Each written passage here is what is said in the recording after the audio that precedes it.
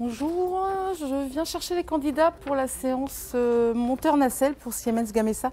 Discipliné et en silence, c'est le grand jour pour ces 6 candidats. Un entretien d'embauche un peu particulier au programme, 2 heures de test d'aptitude avec mise en situation. Vous avez un trou dans la plaque pour mettre votre bras et me faire le montage dessous. Ici, les candidats doivent assembler et visser sous cette plaque sans rien voir, avec habileté et rapidité d'exécution. Il reste 4 minutes. Chaque seconde est comptée. L'exercice en fait constitue à aller chercher l'habileté à faire des montages à l'aveugle. Parce que comme j'ai expliqué au début de l'exercice, en fait, ils vont avoir des accès dans la nacelle qui ne seront pas faciles en fait, d'accès et du coup, ils seront obligés de faire ça un petit peu à l'aveugle. Donc là, on va rechercher la dextérité. Des épreuves directement inspirées des tâches quotidiennes d'un monteur nacelle dans les usines déjà en activité en Angleterre et au Danemark. Un recrutement original qui fait l'unanimité chez les candidats. Je suis peintre et j'ai travaillé à Renault, tout ça.